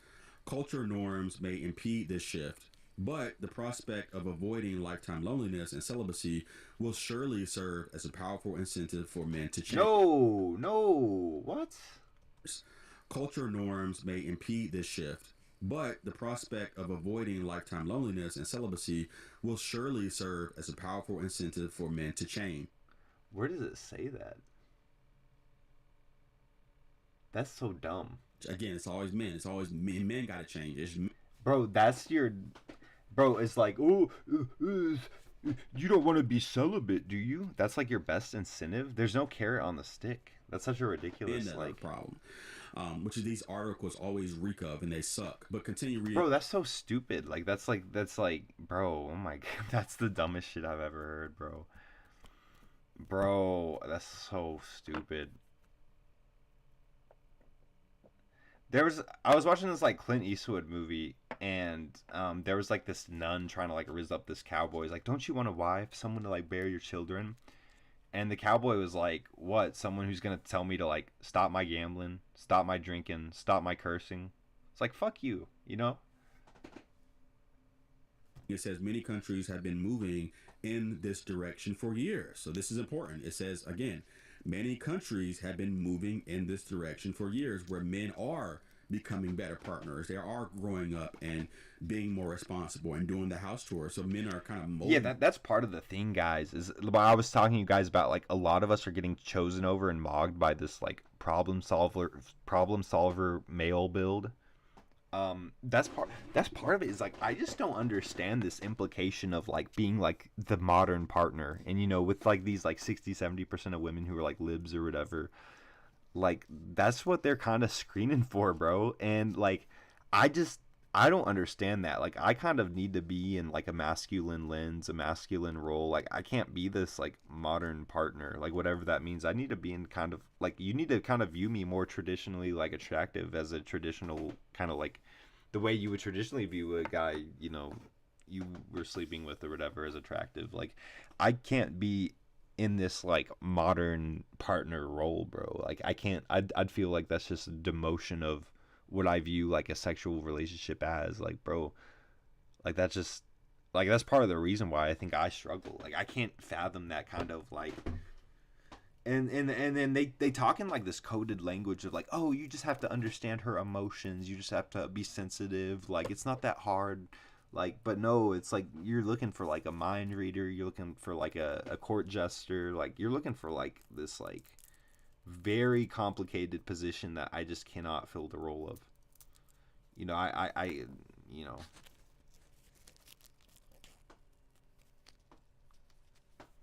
Themselves. So many countries have been moving in this direction for years, with cleaning, cooking, and child minding more evenly split between men and women, right? That's important. And yet, even in such enlightened spots as the North no countries, birth rate increase, the trend towards singlehood shows no signs of abating. So even what a when fucking men are joke. becoming so quote unquote better partners, the singlehood, bro. This is the thing, bro. You're a guy, you become a problem solver, man. You basically like dedicate your whole life to this woman. And you know, one thing I think about sometimes is I remember on some past streams I've gone on here, I've talked about, you know, I had a GF in college, and we dated for 2 years. First year was we saw each other pretty regularly, especially like those first like 9 months. Things got a little complicated because of like grad school. We went to grad school in different states. So the distance thing, you know, we'd still see each other like every now and then and like, you know, get it on and stuff, but it's much more infrequent. And I remember like when we broke up, it hit me out of the blue, because it was like we were supposed to be on an ice cream date. Like, I went into and you know, with the distance and everything, you travel, you know, not saying I just came back to see her, but like, you travel, and that's one of the reasons maybe you go, is like, okay, I'm meeting up with this person and that person. Like, that is one of the reasons I went back. And you know, I'm under the pretense of like, hey, we're going out for like an ice cream date, and then she just like drops the ball on me of like, oh, you know, we can't be intimate anymore. And then I'm like, okay, well, I'll just go. And you know, when I was then and there, don't get me wrong, I tried to kind of like talk with her about it, kind of like coalesce, get an idea of where she was at emotionally. But as soon as, you know, our relation, you know, when she left later that day, you know, and I was back home, that was it. That was pretty much the last time I ever seen her, because, you know, she reached out a few times. And it very like calculated reach outs. Like, it's like, you know, she sends you like a Snapchat of like, you know, because if it's like the memory of your like anniversary, or not your anniversary, but like when you guys had a picture together on Snapchat, Snapchat tells you it's like, oh, it's the anniversary of this picture. And so it's like, she would like send that to me, you know, I'm not responding to that. She would send like, she'd be like, hey, I'm in your city, do you have like food recommendations, you know, like shitty like things of like, I'm trying to like put the ball entirely in your court. I'm trying to like lay back, enjoy my plausible deniability. I'm trying to just make you do all the work. I'm trying to see where you're at. Like, I'm putting this whole test on you. And I would give her some basic ass, like, have a good day ass responses. You know what I'm saying? If I even chose to respond, because like I'm saying, I'm not even replying to those Snapchats, you know. So that was the last of it, man. And the thing is, like, with a relationship like that, I almost always wondered if she was trying to, like, flip the script and, like, flip the power dynamic when she pulled back like that. And maybe she was expecting me to, like, just coalesce and just go back into the relationship. But it was just so weird, because it was, you know, once it's over, guys. And yeah, it's just, you know, I just have a feeling that like more and more of that is going on, where it's like there are these girls who have these tactics and they want to, like, restructure the relationship, because the relationship we had before was very it was very nice. Like, it was, you know, I think I was viewed like, you know, just you're viewed like Chad, basically. Like, it's very good, right? And I remember, like, I said something about, like, the last time we hooked up and we were together. I said something about, like, hey, you know, I'm fine with things how they are, but if you want to get more serious about stuff, which she alluded to wanting to do that, and I didn't want to do that, like, about a year ago. I was like, I'd be open to it.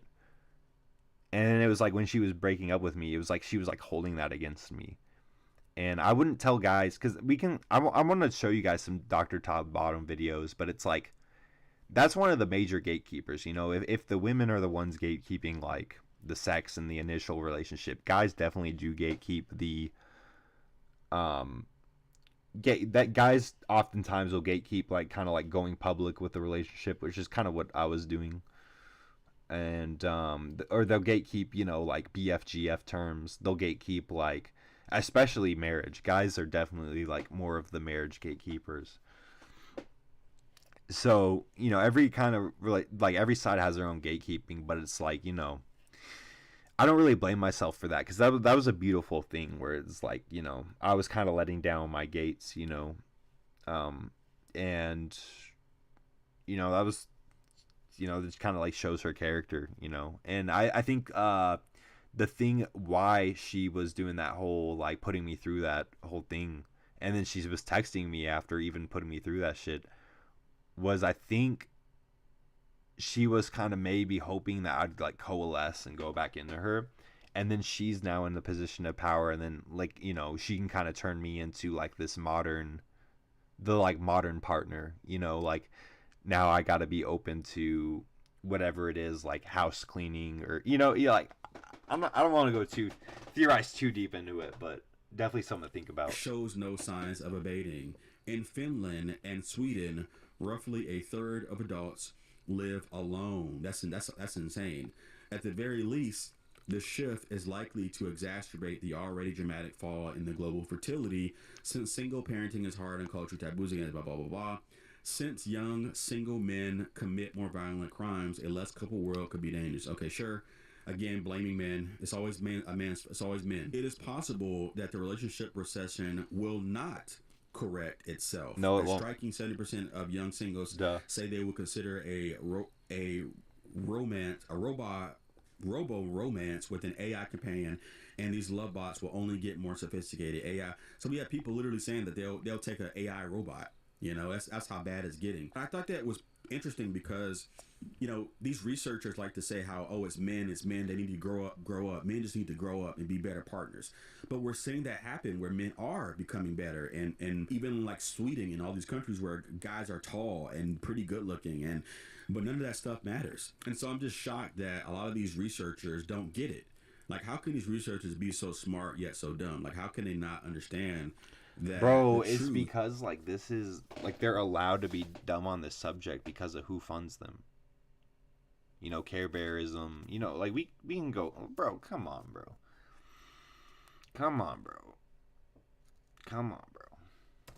And maybe they do see the truth. Maybe they know the truth, but it will probably be like career suicide too. Yeah, that's part of it too. Nevertheless, there's also like this massive, huge incompatibility factor that's getting worse. One important thing that people overlook is just how big the gap is becoming between like men and women, especially in terms of. Always remember that when you look at this chart, the men are the ones not changing nearly as much.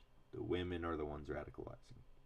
Politically, and I'll explain. This is important because a lot of people think, oh, politics are important, politics are a cope, and I would agree. However, in 2026, politics are not just a cope. Politics are identity politics, where it's not so much about like economic policies and this and that. It's about social. It's more of a social identity now. You know, when you look through the new political identity shift that's happening, liberal women fundamentally have a sort of like disdain automatically for men, and I literally see this living in a liberal city, a stronghold myself. Most women have like this underlying sense of like a disdain and like distaste for men.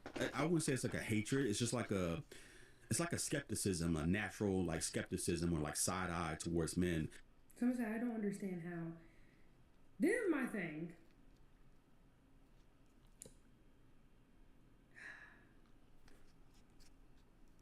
You can really not trust no man. Like, you just can't. And it's proven time again. Like, it's proven and proven time again. I still hang out with Marlon, though.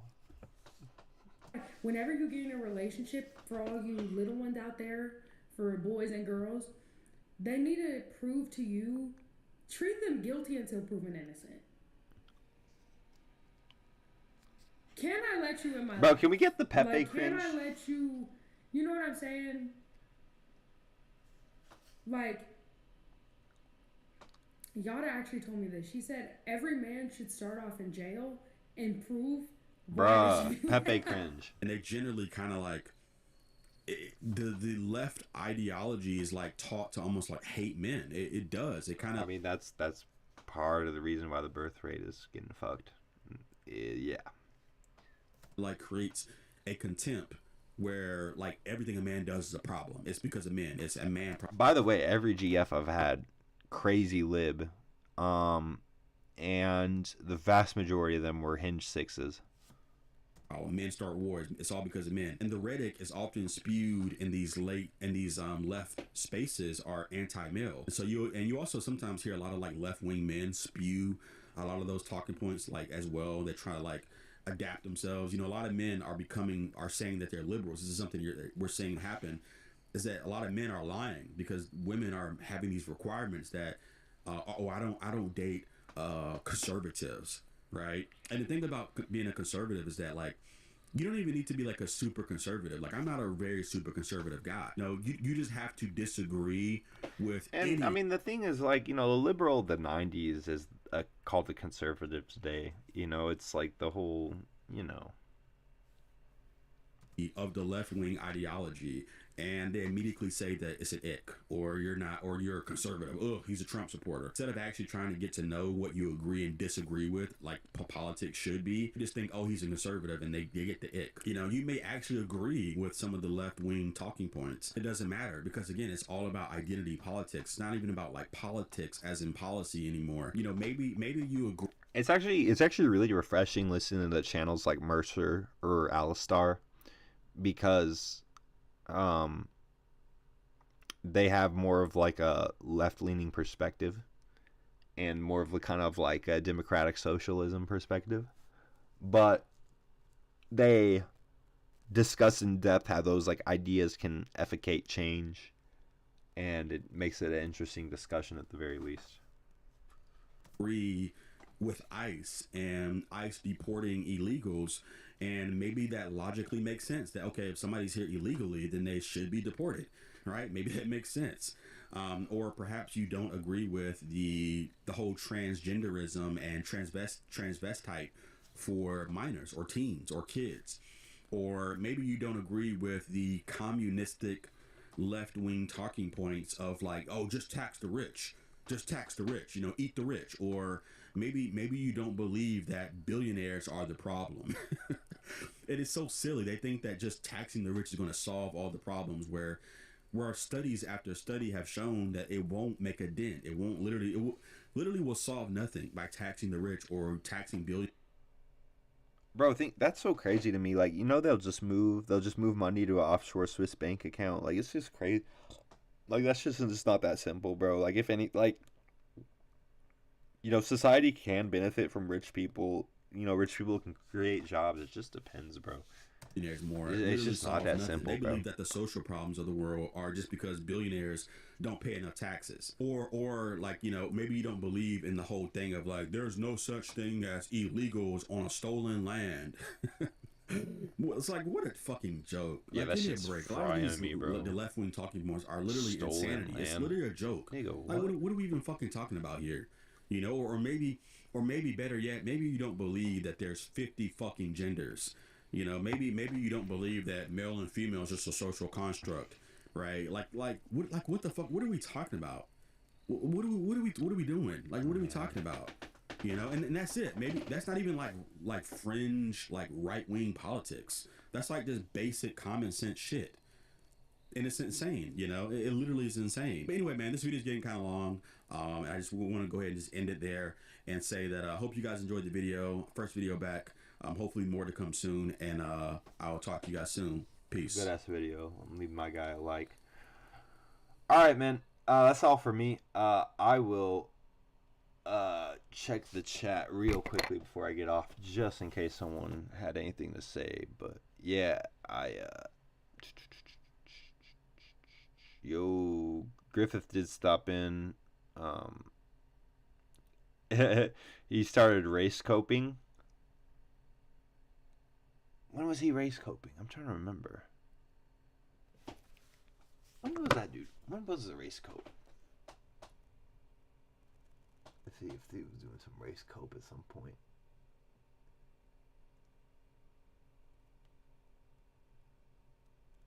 Talked about Clav. Damn, when was the race cope?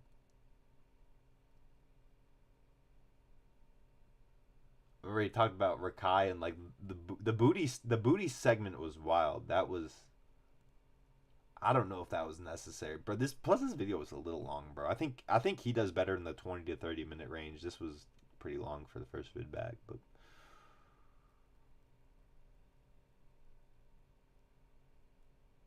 but no, this is crazy, academic coke, and I think he's kind of, like I was saying, just based on like how much pharmaceuticals women are shooting up every day. Like, I just don't like just being as simple as like, oh, women are the happier gender right now. Like, this is not that simple.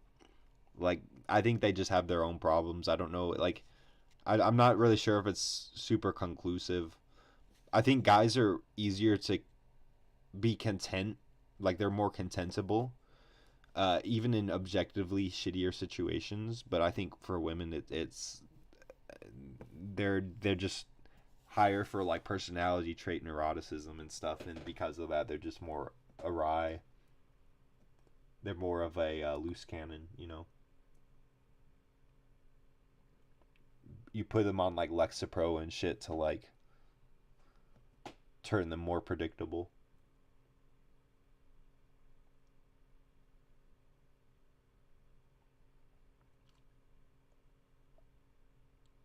Goddamn. Bro, dude, like, what?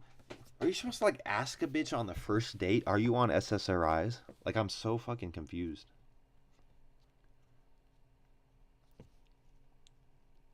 It's just, there's so many pitfalls you can fall into, man, and it's very hard to screen from everything from the jump. Like, there's very good odds that you're just gonna have to kind of like play certain situations as they come up, bro. It's so brutal out here, and you can't be like a hesitation cell, man. You know, heaven forbid a guy tries to get like more information before making a move or whatever. It's just, bro, like, I've noticed that like windows of opportunities close so fast now for like, you know, approaching, or like not even approaching, like getting a warm approach, getting like a window to introduce yourself, like getting even like, you see a girl on the apps, bro, like she might not be on the apps much longer. Like, she might get off like 2 days from now. Like, you know, it's so wild. But yeah, yeah, that's all for me, guys. I hope you guys enjoyed. Shout out to Jack for coming back into the community. I think I'll be interested to see where things go from here. And I hope Mercer's channel keeps growing as well. That's one I'm really keen on following from here. So yeah, guys, go check out like Julius Perceiver, go check out Mercer, go check out Jack and Stacked. Go watch Rehab Room made a really good video. Whatever Rehab Room's last video was, it was really good. He was frying that. You guys know like Dr. Deborah So, he was like frying her alive, man. Because she kind of is like a covert feminist in a way. And Rehab Room kind of like covered that pretty well, I thought. It's like, you know, a lot of these females in academia and the scientific community and stuff, just be careful, bro, because like what Jack was saying, bro, they just kind of want to like frame everything on men. All right, guys.